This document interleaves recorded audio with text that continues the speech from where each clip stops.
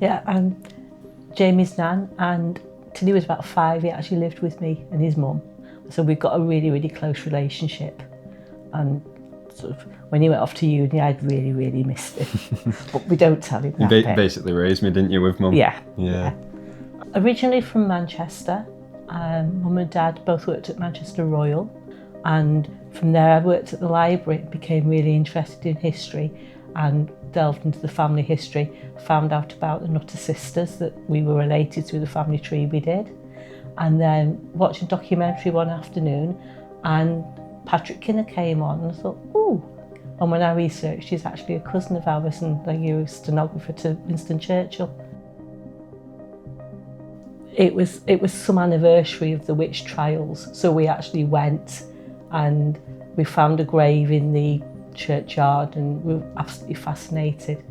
Never been able to find out why she was buried in the churchyard though. I just know on the family tree, by marriage, we're descendants of the Nutter sisters. I remember watching, it was 5, 6, 7 years ago, a documentary about the Pendle witches. And they were saying that one of them had a faulty left eye. She had a squint in the left eye. My mum was born blind in the left eye. My eldest daughter, Jamie's Auntie Jane, has got a squint in the left eye, and I've got a scar on the back of my left eye. And I think you've got problems with your left eye, haven't you, Jamie? Eye as well, yeah. He's my dad's brother. My granddad, Kinner, was an old man of 70 when he married my grandma as a relative young lady of 29.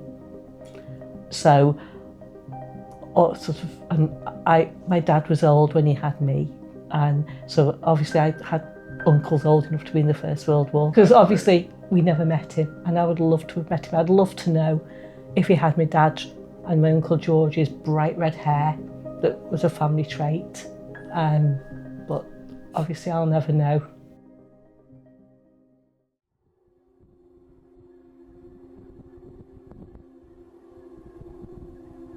In the 17th century, this landscape became the centre of one of the most infamous witch trials. 12 people were accused, 10 were executed.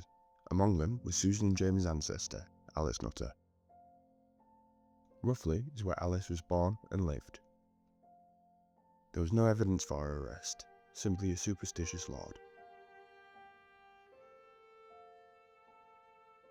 The Lancashire story is still massively enshrined in the Lancashire culture today. So a statue was erected in 2012 of Alice Nutter, and this is 400 years after her death.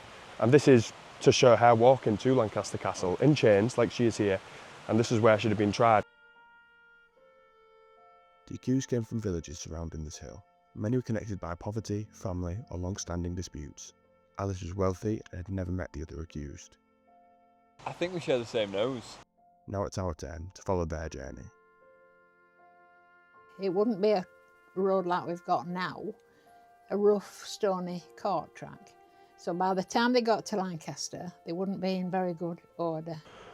So imagine that journey, a 40-mile walk from your home roughly to Lancaster Castle in chains, taken across, being accused of witchcraft. By the time she got there, she was formally accused of witchcraft. And what would that entail, getting accused of witchcraft? Well, in the times of 1612, that was most likely to mean execution. Oh wow. Lancaster Castle had long been a place of imprisonment and trial. In 1612 it held the Lancashire Assizes, when the Pendle accused stood trial. The local magistrate and his wife took in a 9-year-old child from one of these witchy families and taught her what to say. She stood on a table in the courthouse, recited everything she'd been told to say, and decried a grandmother, a mother, a brother and a sister, and they were all hanged on that child's say. On the 20th of August 1612, Alice Nutter was executed at Gallows Hill. The intelligence to defend herself if she'd wanted, but she made no attempt. Why? Because she would have exposed a family and her friends. A new church, reminders of the story are everywhere. Symbols carved into stone and shops built around the witch narrative.